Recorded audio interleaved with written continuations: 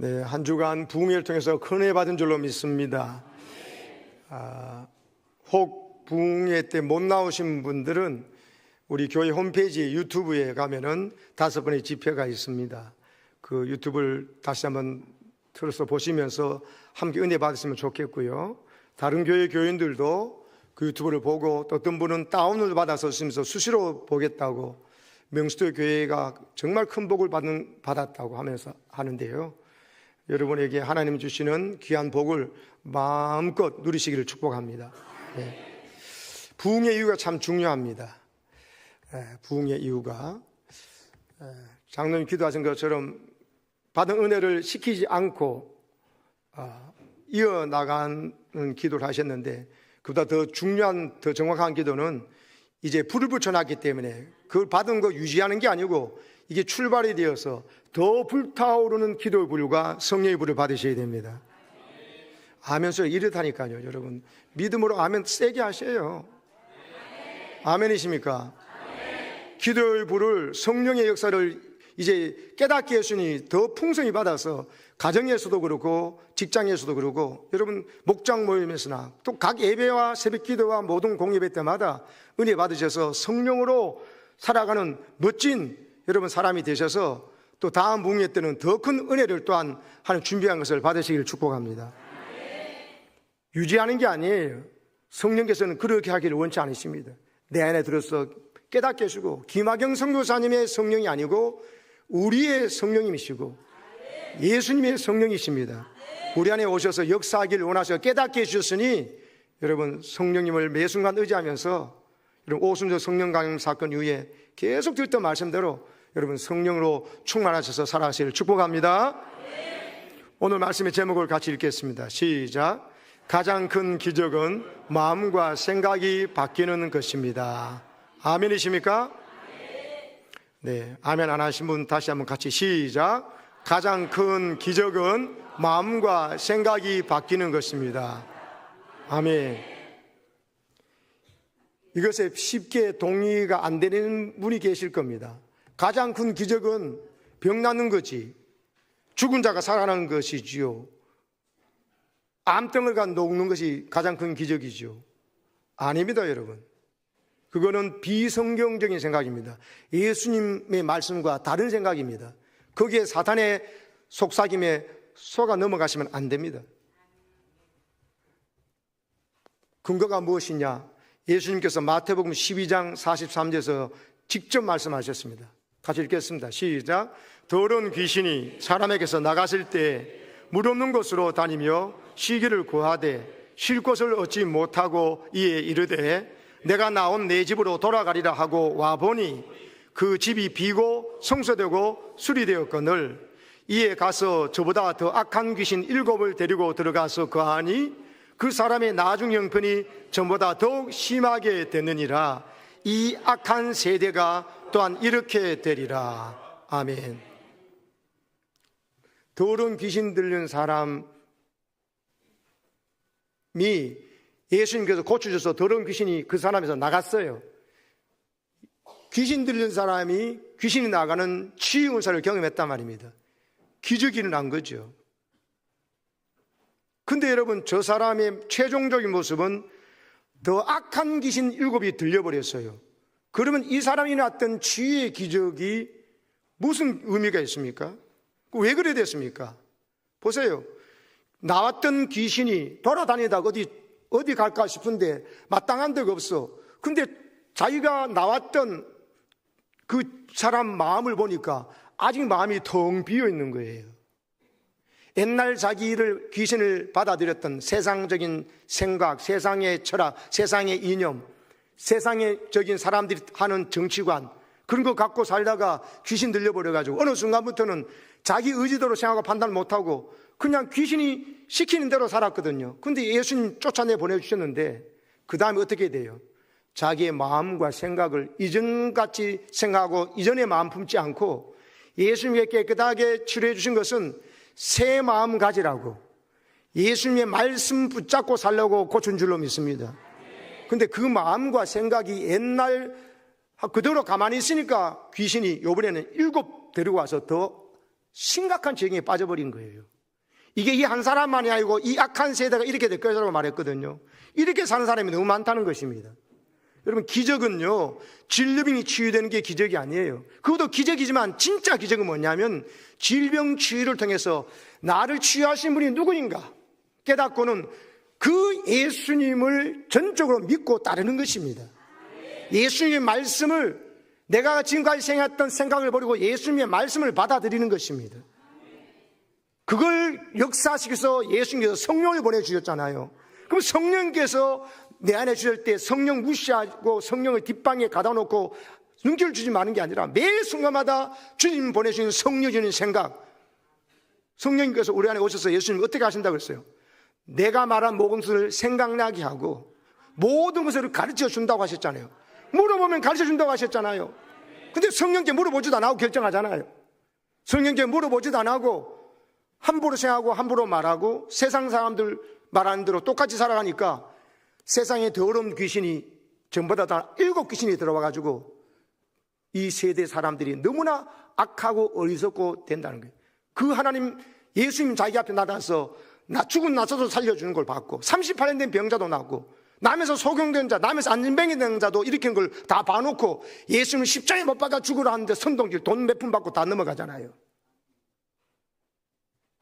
진짜 기적은요, 질병이 치유되는 것이 아니에요. 질병 치유를 통해서 예수님을 믿고 예수님 보내시는 성령이 주는 이제는 생각대로 성령이 주는 마음을 품고 살아가는 것이 진짜 기적인 것입니다. 안 그러면 어떻게 돼요? 병 낫고 죄 짓다가 지옥 가는 거예요.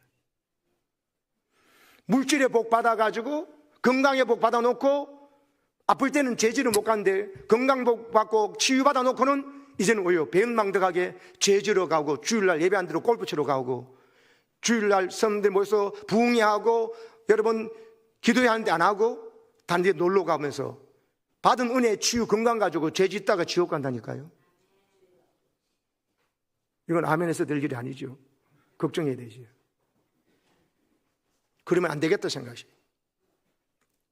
사랑 여러분, 귀신 들린 사람이 고침받아서 정상 건강한 사람이 된 게 아니고 몸만 고쳐진 거예요. 진짜 우리는 몸만 사는 것이 아니기 때문에 그 몸을 다스리는 정신과 영도 함께 고침받아야 되는 겁니다. 그래서 내 마음이 바뀌어지고 내 생각이 말씀과 성령의 감동으로 바뀌어질 때 그때 이제 진정한 건강한 사람이 된 것입니다. 마귀가 나를 갖고 놀지 못하도록 하는 것입니다. 여러분, 제가 말씀드린 바 있는데 미즈노 겐조로 하는 사람은 어릴 때 병을 앓으면서 사지가 마비돼 버렸어요. 저렇게 목만 겨우 내놓고 말도 못하기 때문에 눈만 깜빡깜빡하는 게 의사소통이에요. 근데 어머니가 낙심하지 않고 믿음 좋은 분이라 가지고 여러분 가다가나 히라가나를 놔두고 짚으면은 눈 깜빡이면 그렇게 의사표정한 줄 알고 해가지고 했더니만 저 사람이 예수님을 알게 되고 성령님을 알게 되니까 저 사람이 시를 썼잖아요. 그래서 나온 시집 제목이 감사는 밥이라는 거예요. 감사가 자기 밥처럼 한다는 거예요. 저 사람이 무슨 감사할 게 있어요? 하나님은 어떻게 이렇게 불공평하십니까? 딴 사람 건강하게 잘만 태어나더니만 내가 뭐 전생도 없지만 뭘 잘못했다고 이렇게 태어나시면 가지 않고요. 저 사람이 시를 쓴 걸 보세요. 떼어보세요. 시작. 어머니를 잃은 나를 위해 울지 마세요. 더 이상 울지 마세요. 마음속은 이상할 정도로 잠잠합니다. 그리스도가 나와 함께 하시기 때문이겠죠. 자기를 저렇게 돌보셨던 저 어머니가 돌아가셨거든요. 근데 어머니 잃어버렸다고 막 사람들이 울고 이제 겐조 어떻게 사냐 하는데 나를 위해 더 이상 울지 마시라고. 내 마음 이상할 정도로 잠잠하다는 뭐예요?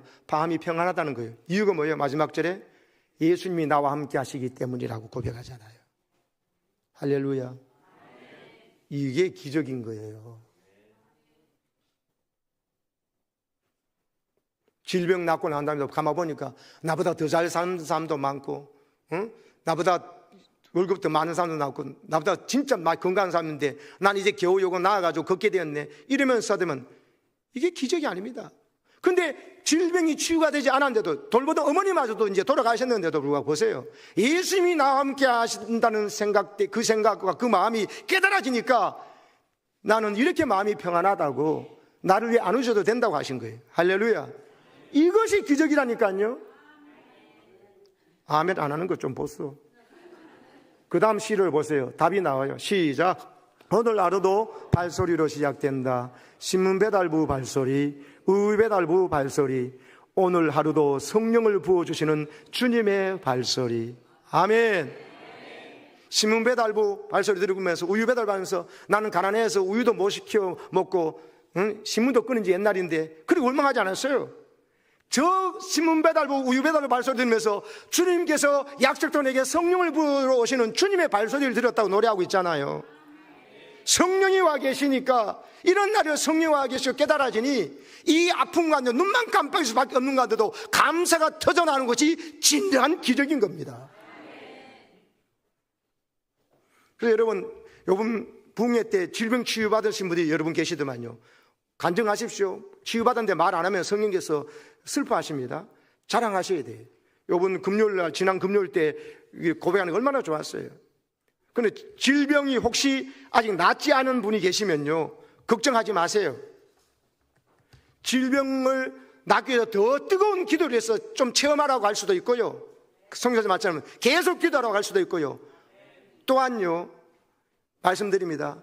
그 질병이 치유가 안 되더라도 여러분 미즈노 겐조처럼요 감사하는 사람이 되었다는 그 깨달음이 오면 그 영적 파워가 엄청납니다. 김학영 선교사님도 연약 가운데 보십시오. 백혈구 수치가 정상이 아직도 아니잖아요. 그래서 사역이 위축됐습니까? 오히려 그런 가운데도 성령의 역사하심 속에서 강력히 말하고 매 순간마다 정말 열정을 다해서 저보다 더 열정적으로 저보다 더 말이 빠르게 하더라도 은혜가 되었지 않습니까? 질병이 치유되어도 기적이고 기도해서 질병이 치유되지 않았는데도 불구하고 내 마음의 기쁨과 감사가 주님이 나를 위해서 성령을 부어주시네, 성령과 나 함께 계시네 깨달아서 내가 하나님의 자녀의 영광을 가지고 살게 됐다는 이 기쁨과 감사가 나오면요 여러분 진정한 승리자가 되는 것입니다. 원하는 대로 학교 가고 원하는 대로 취업하고 원하는 대로 결혼하고 원하는 집을 사고 원하는 대로 질병이 나은데도 불구하고 그 다음 보세요. 조금 있다가 또 예생활로 돌아가요. 그거는요 귀신이 쫓아났는데도 마음에 생각에 말씀으로 성령으로 살지 않는 사람이 되어가지고 더 악한 귀신 유급에 들어가지고 더 비극적이 된 예수님의 그 말씀에 이야기가 되어버려요. 그러면 안 되는 것입니다. 귀신이 떠나갔다고 해도 내 생각이 바뀌지 않으면 같은 문제가 다시 찾아올 수 있어요. 그래서 나는 아프지 않는 사람, 경제적으로 해서 아쉬운 것이 없는 사람은 더 무서운 여러분 재물이라는 만몬신한 귀신에 들려줄 수 있어요. 하나님보다 재물을 더 의지하고 살아가니까 아니다. 그 재물도 그 건강 그 학벌도 내 잘하는 그 지식도요 다 오늘 사도 바울처럼 이전에는 그걸 자랑했지만 예수님 만나고 성령 체험을 하는 그 모두 다 배설물처럼 여기는 생각의 변화가 올 때 진짜 성령의 사람인 겁니다. 그 사람을 마귀가 가지고 놀지 못하는 것입니다. 내가 어떤 때는 약해도 고통이 있어도 질병이 있어도 내가 겸손하게 주를 의지해서 내가 쓰임받을 수 있다면 그것이 능력이고 기적인 것입니다. 오늘 이 본문 성경 말씀하는 사도 바울이 그랬어요. 바울에게 설교 듣고 성령 받고 얼마나 많은 사람들이 죽는 사람이 살아났고 다비다도 일어났지요. 죽은 유두고도 창문에 걸타앉아 있다가 살아났지요. 얼마나 많은 사람이 바울의 지나가는 그림자 보고도 치유됐잖아요. 근데 바울에게 어떤 병이 있어요? 자기 말로 사탄의 가시가 내게 있다 했어요. 이걸 가지고 간절히 내가 주님 앞에 기도했다 그랬어요. 고쳐달라고. 근데 주님의 답이 뭐였어요? 내 은혜가 내게 족하다. 네가 약할 때 네 강하다. 내가 역사를 더 할 수 있다. 이 말 듣고 더 이상 질병 치유달라고 기도 안 하고 그 연약함 사탄의 가시라고 했던 그거 품고 평생 살다가 평생 겸손하게 살고 교만하지 않도록 네가 자고하지 않도록 너무 자만하고 교만하지 않도록 해서 내 그걸 뒀다 했을 때 아이 그래도 막 역사하는데 내게 이 질병 있는 거 사람 알면 얼마나 제가 창피하고 그렇습니까? 자존심 상합니까? 고쳐주세요. 딴 사람 고치면서 주님 이러지 않았다는 거예요. 그걸 그대로 받아들였다는 거예요. 그래서 오히려 사도 바울이 끝까지 겸손하고 끝까지 쓰임받았습니다. 네가 강해야 쓰임져지는 게 아니고 오히려 너는 약해야 돼. 네 고집 더 부리지 말고, 네가 갖고 있는 지식과 재물과 다른 이상 인맥 의지하지 말고, 그거 다 헛건 줄 알고 예수님만 의지할 때, 그래서 그러도록 성령의 역사는 성령 의지할 때 내가 너를 마음껏 들어 쓸 수 있다는 것이죠. 그게 김학영 선교사의 모습이고, 우리도 그러라고 말씀 전해 주신 것입니다. 그래서 여러분, 병이 치유된 게 중요한 게 아니고, 병치유를 통해서 주님께 더 순종하고 말씀 중심으로 성령의 주시는 생각과 마음을 받아들이는 것이 중요한 것입니다. 안 그러면 같은 문제 또 발생해요. 질병 낫고 응답받고 물질 문제 해결해서 부유해지면서 하나님과 멀어져요. 그러다 지옥 가요. 은사 받아놓고도 지옥 갈 수 있습니다. 예수님, 내가 주의 이름으로 선지자 노릇도 하고 주의 이름으로 목사 노릇도 하고 장로도 했다는 거죠. 그리고요, 많은 사람 귀신도 쫓아냈습니다. 그런데 내가 너를 도무지 모른다, 이 불법을 행하는 자 나를 떠나가라, 난 널 모른다 그래 버리잖아요. 예수님이 산상수훈에 그 말씀 하셨잖아요. 신윤사 가지고 막 베풀어도 불법을 행한 자, 하나님의 말씀을 불순종하고 사람 다 어떻게 완전하게 샀냐 이러면서 불법 행하는 자들이 신윤사 나타나도 그 사람은 주님 앞에 같이 난 너 모른다 그러는 거예요. 그럴 수 있다고 하시잖아요.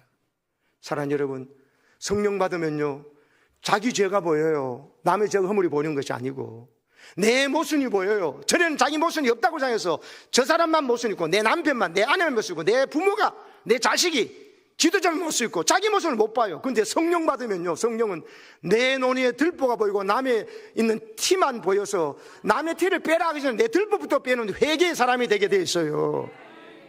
이 말씀 아직도 적용 못하는 사람이 있어요. 절대로 난 잘못한 것이 없다고.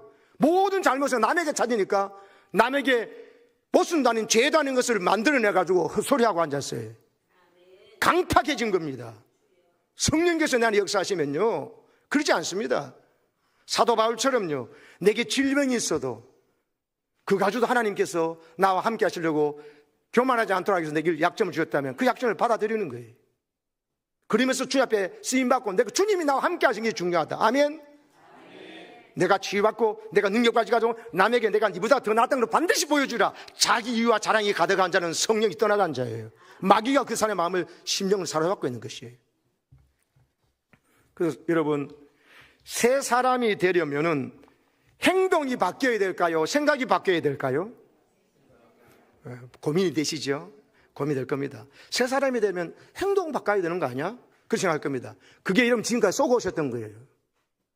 행동이 바꿔야 되는 거 아닌가? 행동 바뀌기 전에 마음이 먼저 바뀌어야 돼요.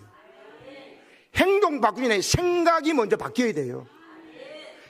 마음이 바뀌잖아요. 그래서 생각이 달라지잖아요. 거기에 따라서 행동도 바뀌어져야지. 생각과 행동은 거기에 동의를 못해. 근데 옆에서 목사님이 막 하라고 그러고 장로님 하라고 옆에 사람하고 누가 본다 그러니까 맞으면서 행동으로 하는 척 하잖아요. 좀 하잖아요. 얼마 못 가 사람 안 봐주고 목사님 인정 안 해주면 안 해버려요. 왜? 근본적으로 마음이, 생각이 안 바뀌었거든요. 근데 생각이 근본적으로 바뀌어지면요, 마음이 바뀌어지면 지금 당장 행동이 덜 바뀌어지고 천천히 바뀌어지더라도 그 사람은 생각과 마음이 근본적으로 바뀌어지면 행동은 시간 문제로 따라오게 돼 있어요. 영적으로 요요 현상을 안 겪으려면 근본적으로 내가 생각이 바뀌어지고 마음이 바뀌어져야 됩니다. 그 근거가 뭐냐? 여러분, 에베소서 4장 22절부터 나오는 말씀이에요. 22절 일단 제가 PPT 만든 게 있죠. 너희는 유혹의 욕심을 따라 썩어져가는 구습을 따르는 옛사람을 벗어버리고, 23절 오직 너희의 심령이 새롭게 되어 하나님을 따라 의와 진리의 거룩함으로 지으심을 받은 새 사람을 입으라 그랬어요. 에베소 4장 23절에 너희의 심령이 새롭게 되어라고 했어요. 뭐가 새롭게 되어? 심령이요. 심령은 뭐냐? 공동번역이 정확히 한데 마음과 생각이에요. 네 마음이 새롭게 되고 생각이 새롭게 되고, 이전에 안 하던 마음을 품고 이전에 안 하던 생각을 한다는 거죠. 그렇게 돼서 새 사람을 입으라 그랬어요. 진리의 거룩함으로 지으심을 받은, 네가 네를 새롭게 하는 게 아니라 네 안에 성령께서 오셔가지고 성령이 주는 새 마음, 부드러운 마음 받고 성령이 주는 생각을 받아들일 때 네가 새 사람으로 살 수 있다는 것이에요. 사랑하는 여러분, 마음이 먼저 새로워져야 돼요? 행동이 먼저 바뀌어야 돼요? 마음입니다. 생각입니다. 심령이 먼저 새로워져야 돼요. 그게 바로 성령이 오실 때 역사하는 순서입니다. 그래서 여러분 제가 PPT 하는 거 띄워주셔야 되는데 보면은 아니 그거 말고요. 방금 읽었던 에베소서 그 말씀에 안 띄워져요. 그러면은 에스겔서 띄워주세요. 에스겔서 36장 그 바로 뒤에 있는 거. 시작. 또 새 영을 너희 속에 두고 새 마음을 너희에게 주되 너희 육신에서 굳은 마음을 제거하고 부드러운 마음을 줄 것이며 또 내 영을 너희 속에 두어 너희로 내 윤례를 행하게 하리니 너희가 내 규례를 지켜 행할지라. 아멘이십니까? 새 영과 내 영은 바로 새로운 영은 성령을 말합니다. 내 영은 하나님의 영, 그리스도의 영을 말합니다. 부흥회 때 들었던 오순절 성령 강림 사건부터 내가 계속 강조했던 성령을 말합니다. 성령이 오셔가지고 하는 일이 제일 먼저 새 마음을 부어준다는 거예요. 부드러운 마음을 부어준다는 거예요. 부드러운 마음을 왜 부어주냐? 우리가 너무 딱딱하고 굳은 바위돌 같은 딱딱한 마음을 갖고 있거든요. 강팍한 마음을 갖고 있거든요. 고집이 얼마나 센지 몰라. 예수님 앞에서 말씀하시고 예수님이 기적을 보여주면서 하나님이 보여준 메시아의 증거를 보여줘가지고 자기에게 가르침을 받는 어린아이들도 자기가 죄인이라 보는 발에 때보다도 못하겠던 세리와 창녀들도 회개하고 돌아오는데 자기는 회개 안 해. 예수님을 댓글 걸어 예수님께 제 시비 걸고 질문을 하더라도 예수님에게 흠 잡으려고 트집 잡으려고 질문을 해요.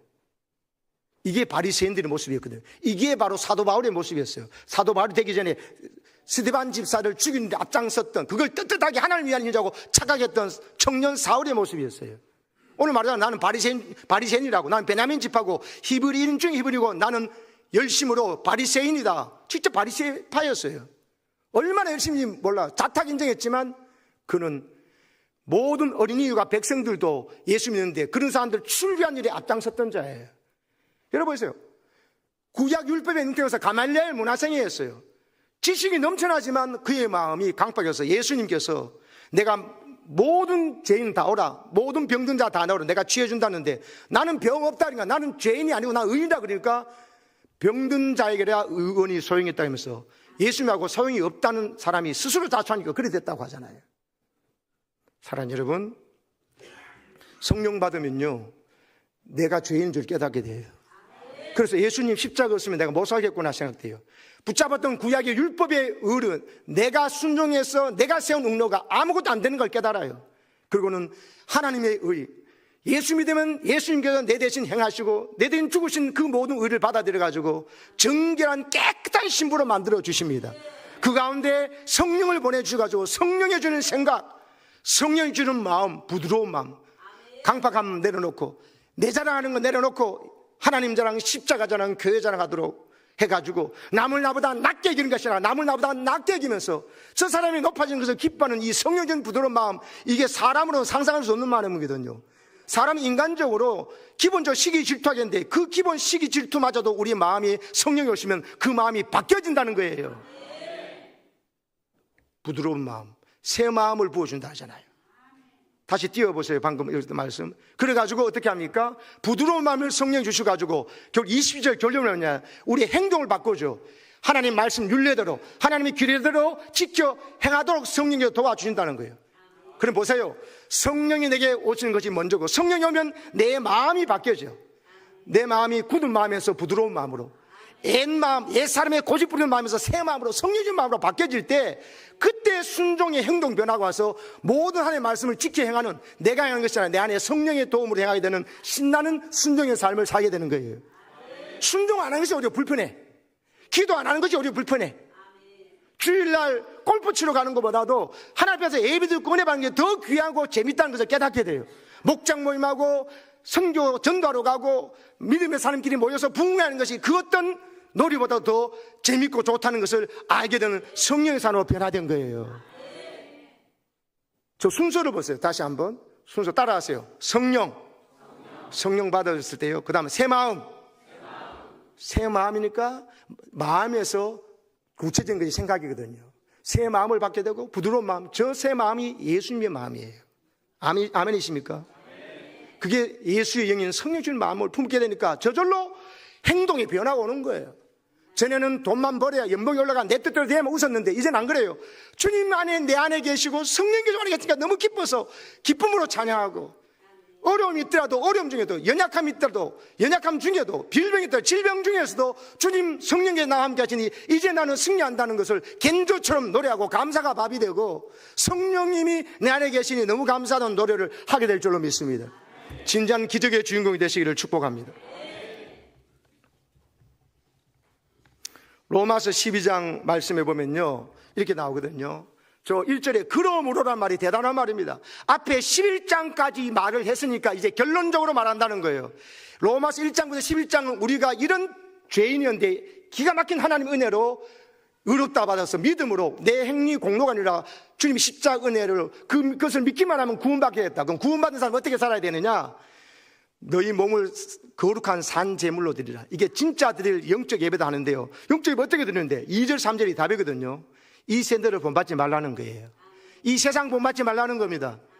세상 사람들의 역사관, 세상 사람들의 정치관, 세상 사람들의 가치관, 결혼관, 인생관, 배우자관 본받으면 안 된다는 거예요. 그게 우리가 하나님의 드릴 구원받은 자 살아가는 삶이다. 그럼 어떻게 해야 되는데? 따라하세요. 저 읽어보세요. 오직, 시작.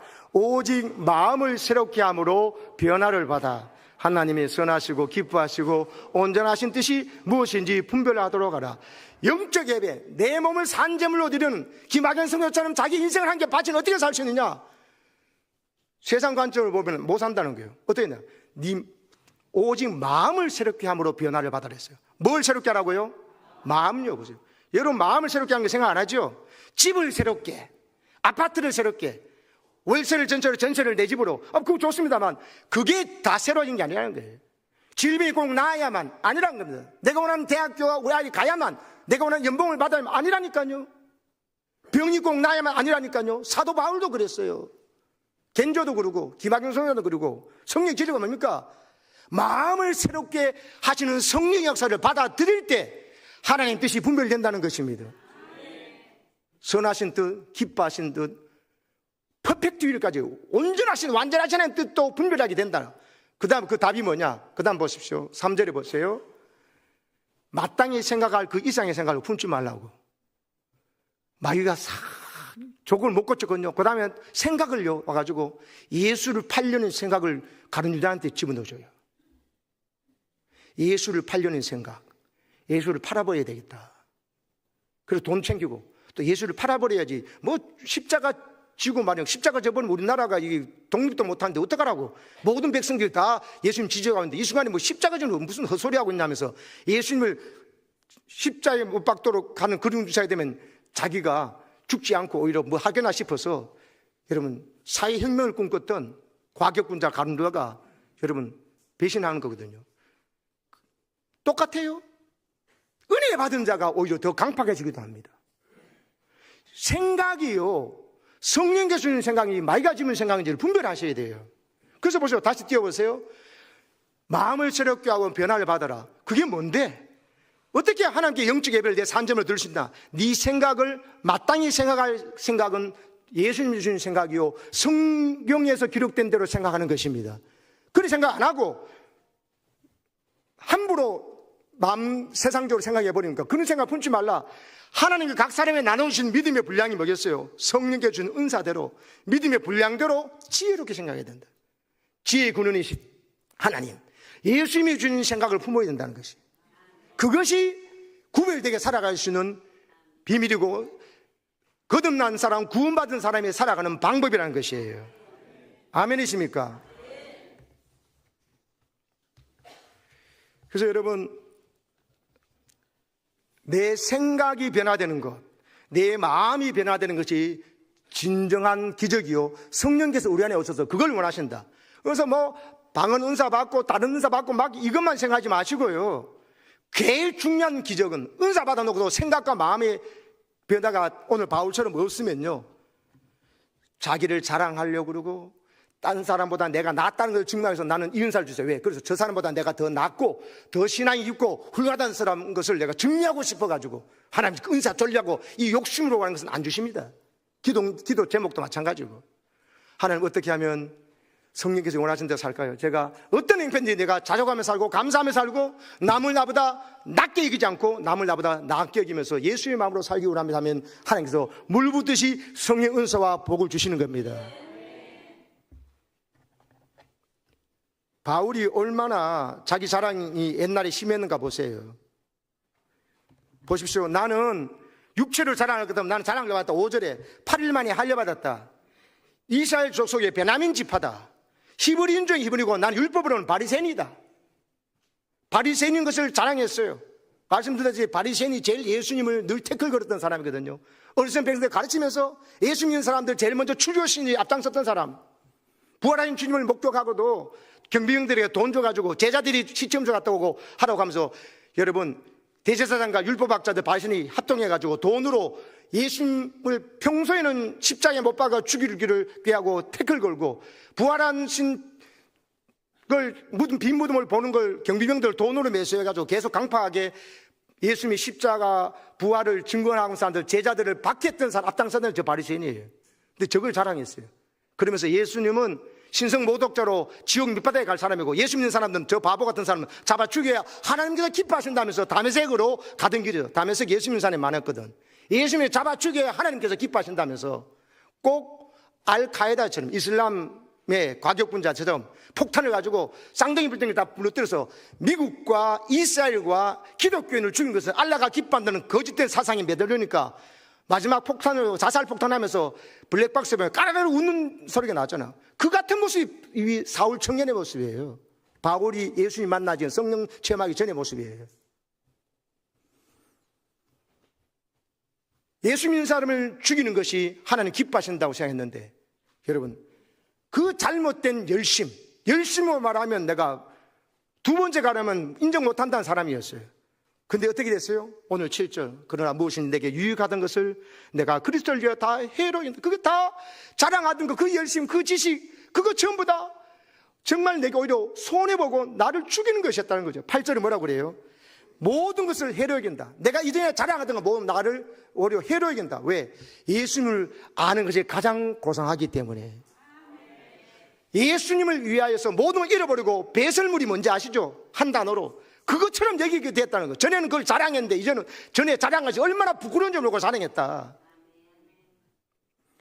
예수의 영인 성령이 오면요 이런 마음이 깨달아집니다. 이걸 하면서 지금 감옥에서 쓴 편지잖아요. 근데 1절에도 있지만 내 형제다 주 안에서 기뻐하라. 왜냐하면 내가 기쁘니까 복음 전하다가 상 받는 것이 아니라 감옥에 갔는데 기쁘다는 거예요. 이런 나를 주님께서 용서해 주시고 나를 다메섹 도상에서 만나 주셔서 자기의 죄를 용서해 뿐만 아니라 이방인을 위한 복음의 사도로 불러주셔서 쓰고 있으니 내가 복음 전하다가 감옥에 갇히면 죄 짓다 감옥 간 게 아니고 거짓말하고 사기치고 범죄하다가 감옥 온 게 아니라 복음 전하다가 감옥에 얼마나 영광스러운 것이냐 생각하면서 감옥 밖에 있는 자들에게 오히려 보이지 않는 감옥 돈과 시기 질투와 세상 출세 욕망의 감옥에 있는 자들에게 기뻐하라고 나와 함께 기뻐하라고 다시 말해서 기뻐하면서 예수 안에 있는 이 자유와 성령으로 살아가는 기쁨을 증언한 줄로 믿습니다. 세상 옛날 자랑했던 거 내가 다 잊어버렸다. 그거 자랑할 게 못 된다. 오히려 그것은 해로운 것이었다. 할렐루야. 2절 보세요. 개들을 삼가고 행악자들을 삼고 몸 상한 일을 삼가죠. 개들이 뭐냐? 이스라엘의 당시 2000년의 개들은요 우리나라처럼 개는 잡아먹지 않았어요. 이 사람들은 그냥 그 들개들이에요. 들개들은 모이면 서로 먹으려고 음식 가지고 싸고 물고 뜯고 있거든요. 바로 이렇게 살지 말라. 모이면 물고 뜯고 자기 욕심 부리고 하지 말라. 또 이방인들을 개라고 표현했어요. 이방인들이 하나님 말씀에 기준이 없으니까 모이면 그냥 마시고 물고 뜯고 싸우고 하지 않습니까?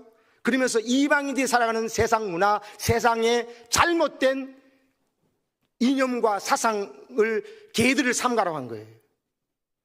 여러분 세상 사람들이 갖고 있는 하나님 나라의 가치관이 없는 예수와 성령으로 거듭나지 못한 사람들의 역사관이나 정치관에 오염되어 가지고 여러분 복음을 듣고도 예수 복음을 듣고도 꼭 이 바리새인이었던 사울 청년처럼 교회를 핍박하고 하나님의 창조 지시를 역행하는 것을 입법하려는 것이 지금 무슨 시대는 것을 말하는데도 불구하고 그런 사람들을 지지하고 있는 이 우리 성경에 가담하면 안 되는 것입니다. 우리는 그들을 하나님 진리 말씀 하나님 나라 가치관으로 영적 싸움을 하고 그것이 중단되도록 기도하고 그런 자들을 지지하는 것은 여러분 예수님을 십자가에 못 박는데 앞장서고 자기의 완악과 죄를 보지 못하면서 오히려 십자가의 원수로 행했던 이 사울 청년을 지지하고 스데반 집사를 죽이는 일을 계속 잘하라고 권위를 주고 다메섹가에 가서 또 예수님을 잡아 죽이라고 하는 것과 똑같아요. 그 일을 중단시킨 분이 예수님이잖아요. 그 일을 중단시키면 예수의 영이 와서 만나준 줄로 믿습니다. 바울이 생각이 바뀌었다는 거예요. 선교관도 바뀌었어요. 전에는 유대인들만 구원하려고 했는데 아니 이방인들도 하나님 구원하시는 걸 알게 돼서 선교관이 바뀌었어요. 교회관이 바뀌었어요. 회당이면 유대인들이었는데 유대인이 오히려 십자가에 원수하고 예수님을 믿고 따르는 자가 진짜 참 교회를 깔아서 전에는 교회를 박해하던 자가 교회를 세우는 자가 돼서 1차, 2차, 3차 세계 전도를 통해서 바울 때문에 유럽의 청교회가 살아난 줄로 믿습니다. 그 혜택으로 유럽이 복음화 되고 그 혜택으로 청교도들이 저 미국을 세우고 미국의 선교사들이 우리 나라에 또 캐나다 선교를 다 와가지고 이 나라 세워서 우리나라가 이렇게 복을 받은 것입니다.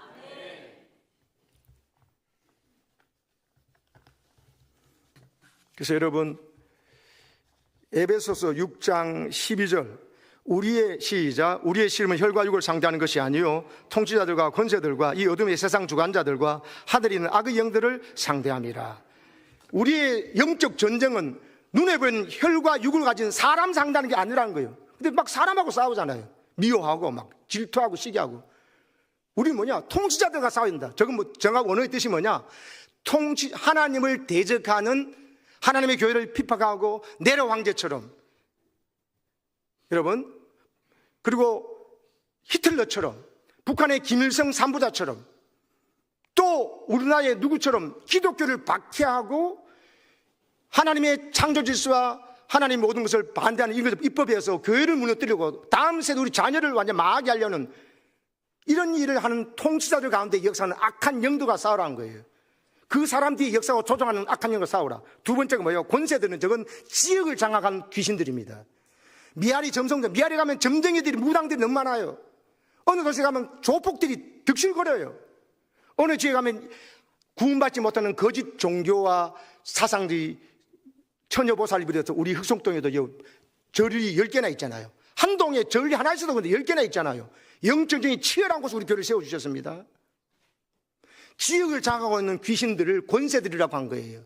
원어의 뜻이. 그 다음에 어둠의 세상 주관자들이 뭐냐? 저게 바로 세상 속에 심어놓은 거짓 종교, 참 종교가 아닌 이러면 극락 간다, 이러면 천국 간다 하면서 이슬람이나 불교나 예수의 구원이 있다고 말하고 다른 종교도 다 구원이 있다고 말하면서 종교다운주의 이런 잘못된 구원관과 이단들의 사상, 잘못된 정치 이념과 사회주의 사상들, 공산주의 이념을 저기 어둠의 세상 주관자리라고 한 거예요. 마지막에 하늘에 있는 악의 영들은 뭐냐? 하늘의 악의 영들은 저거 다 똑같은 말이 아니고 저게 뭐냐면 개인에게 임하는 귀신이에요. 개인이 귀신에 임하고 뭐 하느냐? 띄워보세요. 세 가지가 있죠. 생각과 마음과 입의 역사는 귀신들이에요. 생각을요, 잘못된 사고방식을 주는 거예요. 세상 가치관을 그대로 받아들이는 거예요. 세상 사람들이 생각하는 그 생각을 그대로 받아들여요. 성경 말씀과 반대되는데도 받아들여요. 저렇게 악한 귀신들이 우리 안에 역사한다는 거예요. 저런 생각을 갖고 있으니까 잘못된 왜곡된 인생관과 정신관과 역사관을 가지고 와서 의인을 죄인 만들고 죄인을 의인 만든다니까요. 선과 악을 거꾸로 말해요. 똑같은 현상을 보고 목사가, 장로가, 안수와 권사가 정반대로 말해요. 누구 하나는 분명히 틀린 겁니다. 악한 하늘의 악의 영들의 귀신이 마음을 공격해요. 우리 안에 교만한 마음, 완악한 마음, 지역 이기주의에 빠져가지고 더 이상 벗어나지 못하는, 우리는 고향이 천국인데 계속 경상도, 전라도만, 충청도만 말하는 거예요. 그래서 마음에 불신이 준 마음, 이게 맑아주는 마음인데 우리는요, 저 마음에 성령이 오셔서 부드러운 마음, 새 마음 받아야 될 줄로 믿습니다. 그 성령 준 마음에 성령의 생각이 뭐예요? 예수님 말씀을 생각나게 하고 물으면 가르쳐주는 성령의 생각을 붙잡아야 될 줄로 믿습니다. 마귀가 마지막 역사는 개인의 입의 역사입니다. 결국 저 생각과 마음을 입으로 토해내요. 말로 남을 비방합니다. 험담합니다. 이간질합니다. 바리새인들처럼. 오늘 바울이 되기 전에 사울 청년처럼 스데반 집사를 죽인 일에 앞장선 걸 자랑스러워하는 것처럼 이런 사람이 오늘 얼마나 많습니까? 남을 죽이면서 의인을 악인 만들면서도 악인을 여러분, 의인 만들면서 잘했다고 자랑하는 일이 있어요. 분별 없으면 못하는 겁니다. 분별 없으면 마귀의 종로를 하면서 바울처럼 배설물 여기는 것을 막 자랑하고 다녔는데 예수 만나고 성령 체험하니까 이제 깨달았다면서 나는 이제는 그 모든 것을 옛날 자랑하던 걸 다 배설물 여긴다. 이제 예수님만 자랑하련다. 할렐루야. 3절 보세요. 그래서 하나님의 성령으로 봉사하며, 봉사할 때 자랑하지 말고 성령으로 봉사해라. 그리스도 예수로 자랑하고, 입만 열면 오늘 3절요, 예수를 자랑하라는 거예요.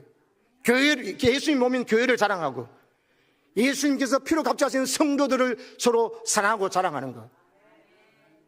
육체를 신뢰하지 말고 학벌이나 수저 계급론 이런 거 하지 말라는 것이죠. 손해려고 하는 형식주의, 외식주의, 유전에 빠진 바리새주의적인 생각을 말하는 것이죠. 그걸 버리라고 하는 것입니다. 사랑하는 여러분, 저 지도를 한번 보시렵니까? 저 지도는요, 냉전 시기 때 아시아와 중동 모든 나라들, 유럽 쪽까지 공산화 다 되었어요. 다 지옥 가는 이슬람 거짓 종교로 물들었어요. 그런데 하나님 유독 저 오른쪽 끝에 저 파랗게 된 거, 저 대한민국 저거 보세요. 저 물결 흠석에 저게 왜 저래 남아있나요? 저거만큼은 공산화 되지 않았는 거예요. 왜? 하나님께서 우리가 나라를 잃어버려서 망했는데 우리 힘으로 독립을 못 찾았어요. 하나님 불쌍해서 복음을 받고 예수님을 받아들이고 유교 신봉자였고 왕손이었던 이승만을 강성 감옥에서 예수님 바울을 만나준 것을 만나주셔가지고 완전히 바뀌어버렸어요. 아, 우리나라가 잘못된 게 우리나라 국민들이 더럽거나 열등이 아니구나. 우리나라 국민이 너무 열심히고 깨끗한데 종교가 잘못됐구나. 저 영국과 미국처럼, 그때 당시 영국이 제일 잘 살았는 거예요. 영국과 미국처럼 우리도 세계 인류국가 되는 것은 바로 저들이면은 여호와 하나님을 믿고 예수 그리스도를 믿어서 기독교 입국로, 기독교로 이 나라를 세우면 하나님께 이 나라를 부흥케 하시고 세계 열방에 복음을 전하는 제사장 나라가 된다고 말해버렸어요. 그 마음 갖고 있으니까 하나님께서 여러분 광복을 주셨고, 광복됐는데 나라가 잃어버렸다 이런 찬가보다 기적이 있어요. 그런데 두 개로 나눠졌어요. 북한에 이미 1907년에 평양 대부흥운동 났고 교회가 큰 교회는 북한 이북에 다 있었거든요. 남한은 별로 없고. 그런데 이북에서 가장 부흥했던 평양 삼정형 교회도 1907년 대부흥운동의 주요했던 교회도 평양에 있고 이북에 있었어요. 근데요, 여러분, 정부를 세울 때 북한 쪽 사람들은 어떻게 해요? 김일성이가 말하는 공산주의 체제를 유지하려고 그래버렸어요. 남한은 이승만은 주다해서 절대로 우리는 공산주의만 하면 안 된다, 하나님이 없다는 하면 안 된다면서 남한을 자유민주주의로 해가지고 결국 남한만 따로 선거해가지고 남한은 자유민주주의, 북한은 하나님이 없다는 무슬론이라는 공산주의 되면서 어떻게 돼버렸어요? 저 사진을 보십시오. 인공위에서 사진 찍어보니까 저녁에 사진 찍은 건데 2019년에 찍은 인공위에서 사진인데 북한은 보세요. 전기가 없어가지고, 전기가 없어서 깜깜합니다. 저래 가난한 나라가 되어버렸어요. 뭐 끊겨버렸어요. 하나님의 복이 끊겼습니다. 왜? 하나님이 없다는 잘못된 가장 반기독교적인 이념과 정치 서락에 사람들이 속아가지고 공산주의 좋다 하다가 공산주의 따라가는 사람들 저렇게 가난해 지금 굶어서 목숨 걸고 탈북하고 그 안에서 예수 믿다가면 제일 먼저 잡아 죽이고 사상 언론의 자유가 자기 표현의 자유도 없는 곳을 만들어놓으니까 저렇게 비참한 나라가 돼요. 한국은 보세요. 불야성처럼 밟지 않습니까? 밤인데도. 왜 그렇습니까? 하나님의 교회가 있기 때문입니다. 하나님이 예수님이 세신 교회가 있고 예수님 없는 교회에 나서 여러분들이 성령 주는 새 마음 가지고 이제 우리는 예수로 살고 예수님 보내신 성령 충만해서 살면서 열심히 복음 제작 나가면 하나님께서 이렇게 부자되게 하신 줄로 믿습니다. 천한 전쟁 위협 속에서도 핵미사일을 쏘고 하는데도 하나님께 우리나라를 지켜주고 계신 거거든요. 근데 지금 어떻게 돼 있어요? 북한을 종북하고 침북하고 이제는 중국 공산당과 같이 그런 체제로 가자고 하는 정부가 들어서 있어요. 그 사람들을 지지하고 따르는 목사들과 여러 성도들이 있습니다. 정신 차리십시오. 하나님의 성령을 대적하는 것입니다. 성령을 대적하고 있잖아요. 행동을 보고 열매를 보고 그들이 무엇을 이뻐 바라는 거예요? 교회를 파괴하려는 법을, 우리 자녀의 미래를 앗아가려는 거 하고 있잖아요. 정신 차려서 여러분 하나님 주신 진리로 무장해야 될 줄로 믿습니다.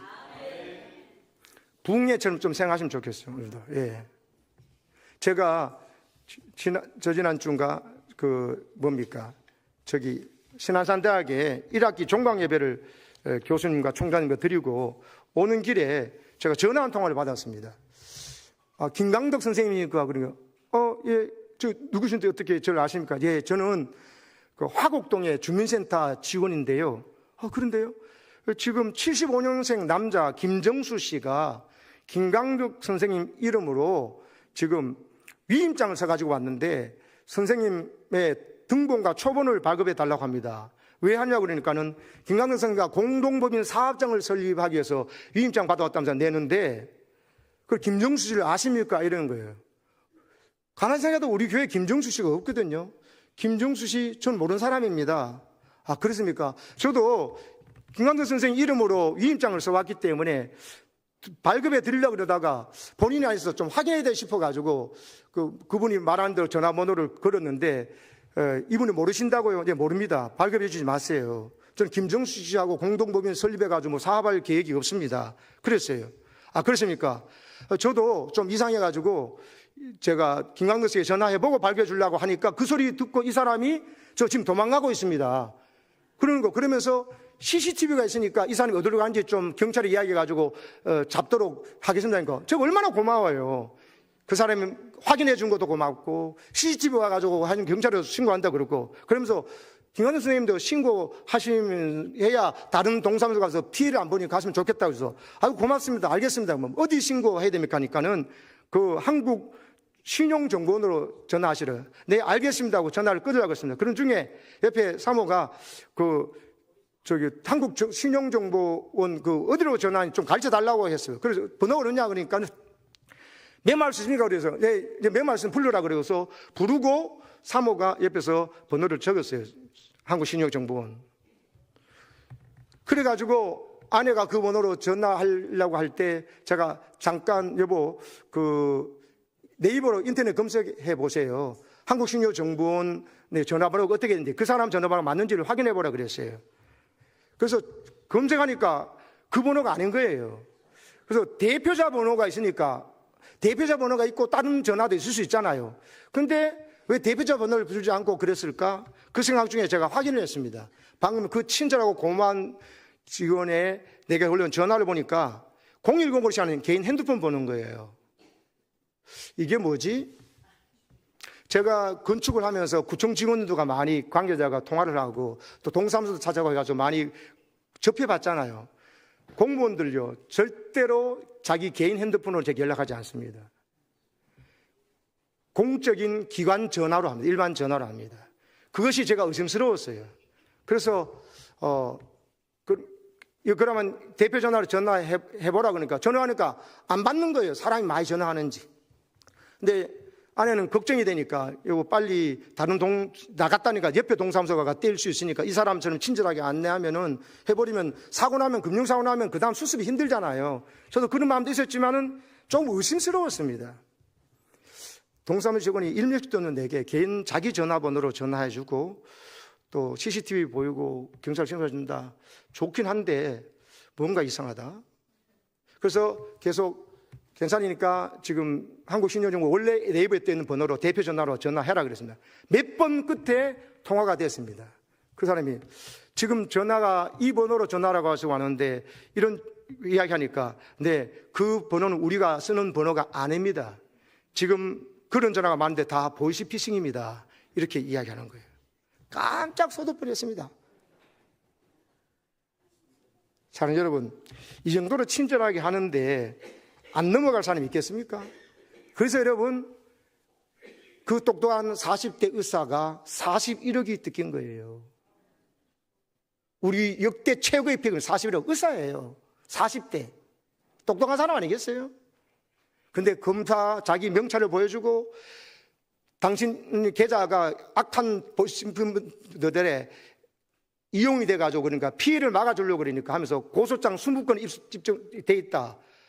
협조하면 약식으로 끝나고 아니면 검찰청에 나오라고 그러니까 의사가 의심하면서도 겁이 나는 거예요. 그냥 협조하면 그냥 된다면서. 그래가지고 내가 보여준 앱을 깔시면 이게 안전이 보장되는 것이니까 깔으라 그래요. 그리고 이 돈을 달라는 게 아니라 이걸 맞고 돌려주니까 보내라 그래가지고 의사가 가져가려는 게 아니라 돌려주려고 하는 것이니까 확인하려고 그런다면서 하니까 여러분 계속 보냈는데 다 보내고 나 41억 뜯기고야 보이스피싱에게 사기당한 줄 알게 된 거예요. 그 앱을 까는 순간에 모든 노력은 수포로 나갔어요.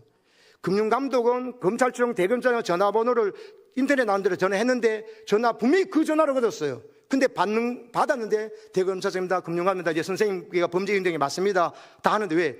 그 앱을 깔았기 때문에 전화하면 가는 중에 보이스피싱범이 받도록 되어 있었던 거예요. 모든 전화 오는 전화도 자기가 인터넷에 검색된 공기관의 전화번호로 오도록 그들이 조작해놨기 때문에 의심의 여지 없어 41억을 날린 거예요. 서울대 교수도 여러분 방금 보다시피 10억을 얼마 전에 날렸습니다. 사랑하는 여러분, 제가 이 말씀을 왜 드립니까? 보이스피싱 당하지 말라는 것도 있지만 여러분 영적인 보이스피싱을 당하고 있는 사람이 한두 사람이 아니라는 것입니다. 사도 바울처럼 속아서 사는 사람들, 여러분의 가치관이, 여러분의 인생관이, 여러분의 역사관이, 여러분의 정치관이 바울처럼 여러분 완전히 하나님 나라의 가치관으로, 성령 주신 가치관으로 바뀌어지기를 축복합니다. 그래야 우리가 하나님 앞에 여러분 쓰임 받을 수가 있고 내 모든 노력이 숲으로 돌아가지 않아야 되잖아요. 부흥회 후에 금요일 날 은혜 받은 사람 와서 하자 했을 때 장로님도 오시고 권사님, 집사님도 오셨더라고요. 제가 이 이야기 마실게요. 요번 성령의 시대란 걸 다시 한번 강력한 성령의 사람, 기적의 사람, 김학영 선교사님도 우리가 들었습니다. 이게 중요합니다. 지금 성령 시대구나. 제가 이 설교를 안 했습니까? 근데 여러분 확신을 못 했잖아요. 성령 그건 방언받고 나 그건 싫어. 너무 힘든 거, 이상 같아. 아니잖아요. 예수님의 시대가 끝나고 예수님의 성령이 우리 각 사람에 임해가지고 우리에게 예수님 하신 일도 하고 예수님도 더 큰 일도 열매 맺도록 하려고 하는 계획 속에 성령 보내는데 성령에서 너무나 무지하잖아요. 성령을 환정도 인정도 안 하고 하니까 문제됐잖아요. 근데 이 성령 씨 어떻게 살아야 되겠나? 그래서 은혜 받은 걸 이야기하는 중에 한 분이 말씀하셨어요. 제가 하나님께 찾아서 바디메오게처럼 네 소원이 뭐냐고 물으면 내가 앞으로 한 30년 그냥 산다고 그러면 뭐 해야 될지 답을 못 찾았다는 거예요. 그런데 부흥회 때 기도한 중에 답을 찾았다는 거예요. 네 소원이 뭐냐 하면 이제 답을 할 수 있게 됐습니다. 뭐라고 하는 거예요? 성령의 사람으로 살게 해 주시옵소서. 자기 소원을 하겠다. 제가 기뻐했습니다. 성령께서 기뻐하시고 답을 제대로 찾은 거예요. 내가 지금 요 문제, 내가 지금 요 질병, 내가 지금 요거 해주세요. 이게 아니에요. 성령의 사람이 되면요, 김학영 성교사님 하나님께서 공부해 주십니다. 내 힘을 할 수 없는 걸 하면 하게 하십니다. 남에게도 경배해서 살게 하십니다. 교회도 살리고 나라도 살리게 될 줄로 믿습니다. 성령의 사람 되기로 했다니 내가 얼마나 기쁜지 모르겠어요. 장로님의 고백에서 정예주 장로님 고백. 요번에 선교사님을 필요가 없다고 모셔다 드리고 봉사하니까 하나님께서 은혜 주시고 답을 제대로 자신 것 같아요. 이겁니다, 여러분. 기적의 사람, 성령의 사람 세우셔가지고 이제 김학영 선교사만 아니고 이용만 목사님만 아니고 오늘 명수에게 있는 바로 너를 내가 기적의 사람, 성령의 사람으로 세우겠다는 것이죠.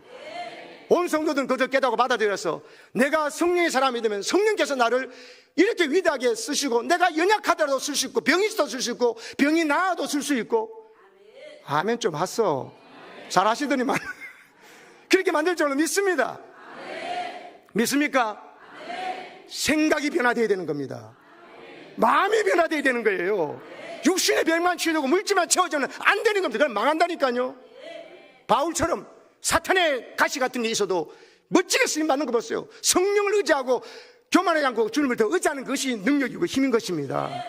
물질 주면 물질 가지고 엉뚱한 장난하지 말고, 건강 주면 건강 가지고 엉뚱한 죄진데 가지 마시고, 핫술을 주면 핫술 가지고 자기 자랑하는 데 쓰지 말고, 지치면 지치 가지고 내가 영도한다고 자랑하는 데 하지 말고, 기꺼이 남을 잘 도우면서 은혜롭게 교회 믿음 생활하고 교회 일꾼 되도록, 예수 일꾼 되도록 내 제자 만들지 말고 예수 제자 만들도록 해야 되는 겁니다. 은사 가지고 망할 수 있어요. 은사 가지고 자랑하다가 끝장날 수 있다니까요. 은사 가지고 성령으로 살기를 축복합니다. 그 유명한 권사님은 몇 년 동안 외국에 가 있다가 오시니까 본교회 예배를 못 드렸거든요. 근데 이번에 우리 부흥회 한다는 거, 그분이 참 훌륭하고 기도가 깊은 분이에요. 근데 그분이 몇 년 동안 외국에 갔다 보니까 본국에 돌아온 대로 자기 교회 안 나가고 집에서 유튜브로 예배 드리니까 너무 편한 거예요.